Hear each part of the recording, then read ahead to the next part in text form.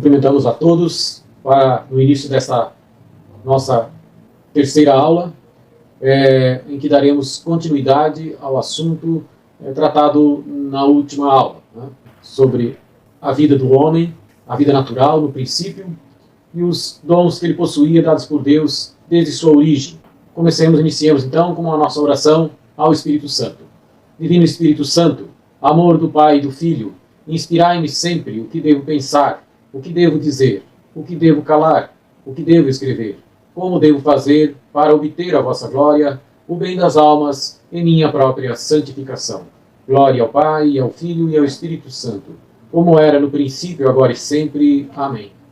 Então vimos na última aula que desde o princípio o primeiro homem foi dotado, além de uma inteligência, de um intelecto e de uma vontade muito superior ao dos animais, o que já o elevava acima de todas as criaturas, foi também dotado da graça santificante e do chamado pelos teólogos dom da integridade. Né?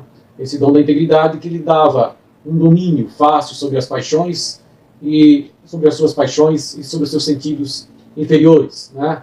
E exteriores e interiores, além da imortalidade da alma e também uma ciência infusa. Né?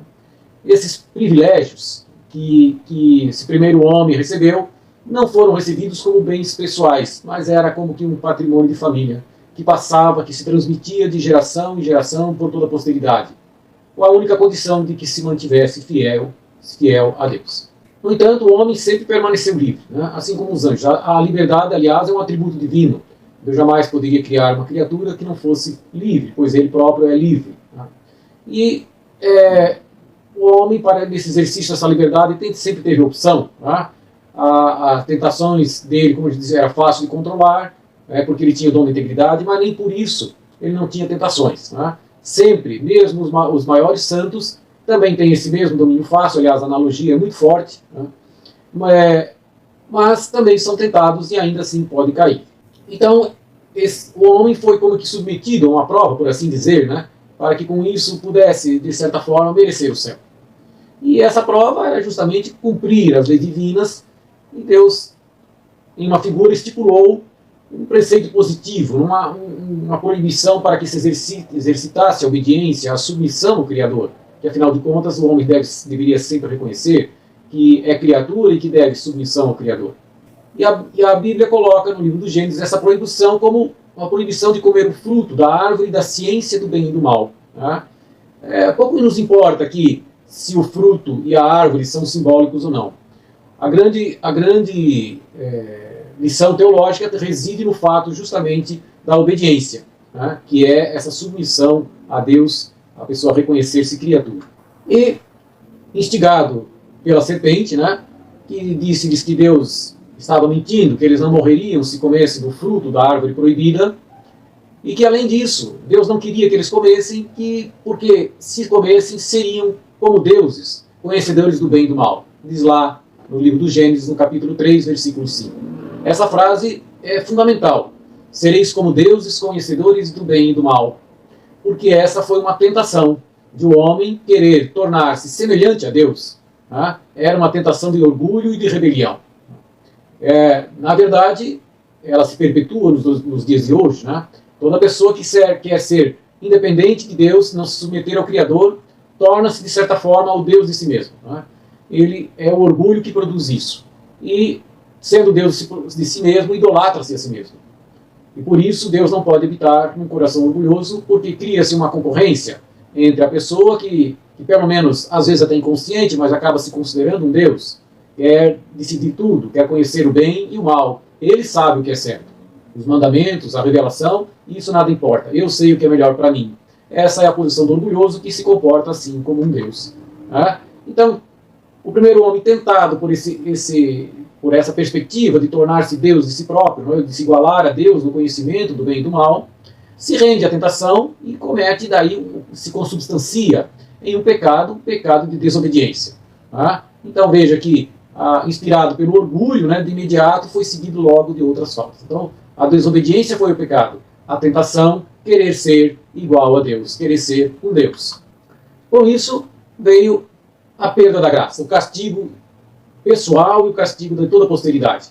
O homem passou a ser privado de todos os privilégios especiais que havia recebido. Não os naturais, mas os especiais. O dom da integridade, a imortalidade, a ciência infusa e a graça santificante. Todos foram perdidos. Conservaram-se apenas as características da natureza pura. Né? O seu intelecto, a sua vontade, aquelas faculdades que já citamos na primeira aula, né, de prevenção, de inibição, de regulação e de incentivo, né, de estímulo, elas foram preservadas. Mas, assim como Deus tinha dito, a morte entrou no mundo. Né? Na realidade, Deus havia dito que morreriam imediatamente, e de fato, considerando o lado espiritual, morreram imediatamente espiritualmente e mais tarde fisicamente. Como já disse, a vontade, então, a vontade permaneceu livre para optar pelo bem e pelo mal. E ainda Deus lhes deixou, como também deixa todo pecador em estado mortal, uns resquícios de fé e de esperança, aqueles ainda acreditam em Deus e ainda esperam alcançar o céu, mesmo estando em estado de pecado mortal. É como que a última tábua de salvação, a fé e a esperança que às vezes permanecem no pecador. E na maioria das vezes permanecem com o pecador. Além do castigo pessoal, houve o castigo da posteridade. Como dissemos, o dom da integridade, a graça santificante, era algo que se perpetuava, se transmitia pela posteridade. E também isso foi perdido. Né? E essa privação, né, desse dom da integridade e da graça santificante é o que se chama de pecado original. Né? Pecado original não significa um ato culpável de nossa parte. Né? Ela é simplesmente esse estado de degradação, ou seja, nascer sem a graça santificante e sem o dom da integridade. Um estado degradado do que o homem previu em que Deus previu para o homem quando o criou. Né? Então, perdemos com isso a qualidade de filhos e passamos a ser atormentados pela concupiscência. Porque imediatamente, a partir do momento que perdemos a graça, tudo se torna mais difícil para fazer as coisas corretas. Tanto é que Deus também disse, como um dos castigos, dito no livro do Gênesis, comerás o pão com o suor do teu rosto. Ou seja, a vida te será mais difícil, porque, como diz Jesus, o meu jugo é leve, o meu fardo é suave. Quando queremos fazer o bem e estamos na graça de Deus, a graça nos ajuda muito, nos facilita tudo, o cumprimento dos nossos deveres, das nossas obrigações, nos dá alegria, nos dá a paz, nos dá a consolação. E quando tudo isso se perde, tudo se torna mais difícil. Né?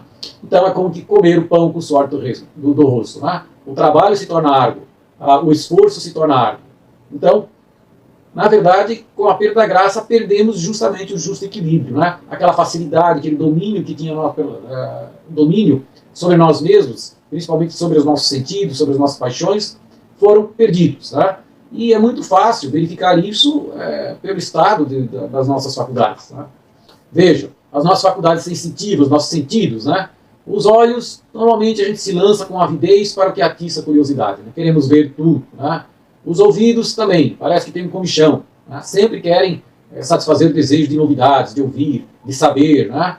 O tato também quer saber de coisas agradáveis, né? Confortáveis, enfim, tudo que agrada ao sentido do tato. Né?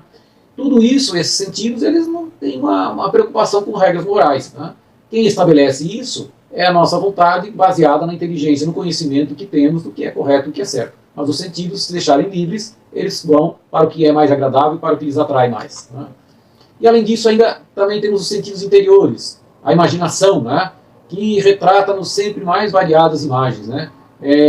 As paixões nos inclinam até com violência para tudo que é sensível e sensual. Podemos até imaginar lugares prazerosos, lugares gostosos, e que muitas vezes são contrários às regras da moral, às regras da justiça, etc. Né? A imaginação não se preocupa com esse aspecto moral, apenas busca levar a vontade a consentir, e fica como que nos tentando.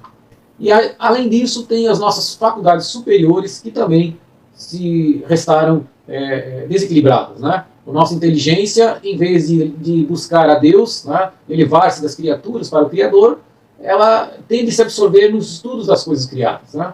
Concentra a atenção naquilo que satisfaz a curiosidade, negligencia o seu respeito e seu fim. Então, quer conhecer, quer saber, sempre mais, né? Até com uma vaidade pessoal. Né? Os cuidados do mundo impedem de pensar na eternidade.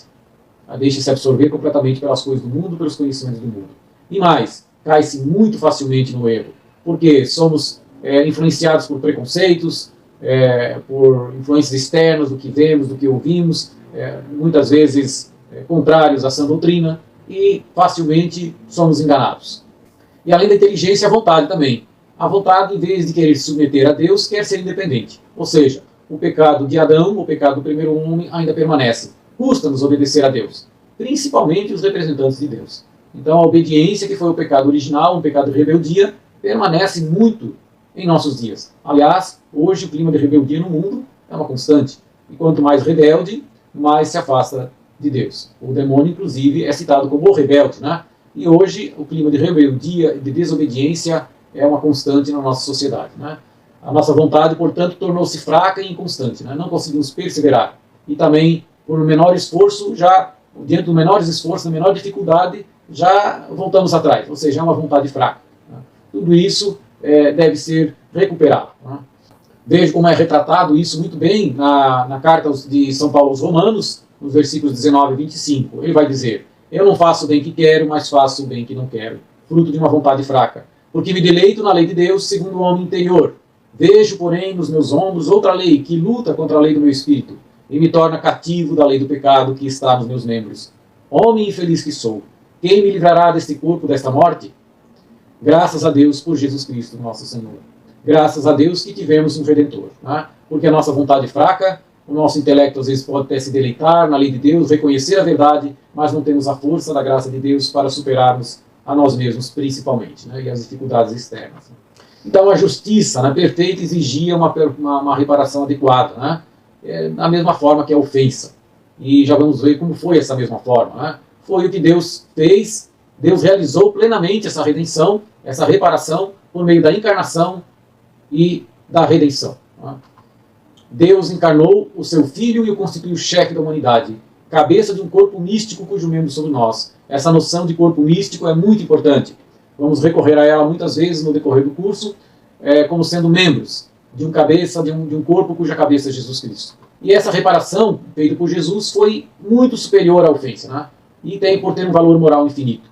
Todas as ações de Jesus têm valor infinito, porque ele, sendo absolutamente santo, todas as suas ações têm um valor infinito diante de Deus. Sabemos que quanto mais santa a pessoa, mais os seus pedidos são atendidos, mais ela merece diante de Deus. Então Jesus, o santo dos santos, né, merece infinitamente. Então todas as suas ações têm valor infinito. Então, a forma como Jesus foi, falei que a reparação deveria ser da mesma forma que a ofensa. Adão pegou, como já dissemos, pelo orgulho e que acabou caindo na desobediência, né? E Jesus faz a expiação por meio da obediência e da humildade, né? Diz São Paulo aos Filipenses, no capítulo 2, versículo 8, que Jesus humilhou-se a si mesmo, fez-se obediente até a morte e morte de cruz. Então, contrapôs o orgulho de Adão, do primeiro homem, à sua humildade, e a desobediência de Adão, a sua obediência até a morte de cruz. Então foi reparado exatamente nas duas faltas de Adão, que se deixou levar pelo orgulho e cometeu a obediência. E Jesus foi obediente até a morte, levado pela sua humildade, né, de servir a Deus e obedecer a Deus em qualquer circunstância. Então uma só obra de Jesus, como já falamos, seria suficiente, porque é infinito o mérito para reparar adequadamente todos os pecados dos homens. Contudo, ele fez muitos atos de reparação, e o ato supremo, que foi a sua morte de cruz, de dar a sua vida um Deus que nos resgatou. Muitas vezes podemos querer saber quanto valemos o preço do sangue de um Deus, né? E assim também, outra analogia, como na queda interveio uma mulher para afastar Adão do pecado, né? Eva, também na redenção interveio uma mulher com seu poder de intercessão e seus méritos, Nossa Senhora. E assim, onde abundou o pecado, superabundou a graça dos romanos, que dizem que nosso estado de resgate é superior ao do primeiro homem. E nessa obra de resgate, as três pessoas de vida concorreram, nessa obra de redenção. Cada uma delas com um amor de excesso, todos auxiliaram. Primeiro, o Pai, Deus Pai. Pois vai dizer no Evangelho de São João, capítulo 3, versículo 16, com efeito, de tal modo Deus amou o mundo que lhe deu seu Filho único, para que todo aquele que nele crê não pereça, mas tenha vida eterna. Então Deus deixa que seu Filho morra na cruz, entrega-o para ser morto, deu a nós, né? Então é um amor, como diz, um amor de excesso. Veja que na passagem de Abraão, quando Deus pede a Abraão o sacrifício do seu filho Isaque, na última hora não o permite. No entanto, o próprio Deus permite que seu filho vá para o lenho da cruz. E o Filho, como concorre na redenção? Claro, já falamos, nos amou e por nós se entregou a Deus como uma oferenda e sacrifício de odor agradável, vai dizer São Paulo aos Efésios, capítulo 5, versículo 2. Tá? Então ele se entregou a Deus como oferenda e sacrifício, sacrificou-se, deu-se em reparação pelos nossos pecados. Tá? E o Espírito Santo? O Espírito Santo, porque que é o amor de Deus. Tá? E esse amor de Deus foi derramado em nossos corações por esse mesmo Espírito que nos foi dado de São Paulo aos Romanos, capítulo 5, versículo 5. Então a redenção foi uma obra da Trindade, não apenas de Jesus. Jesus é a parte visível, né, da redenção. Né? Jesus reparou com a satisfação a ofensa feita a Deus e reconciliou-nos com isso, com ele, nos resgatou. Né?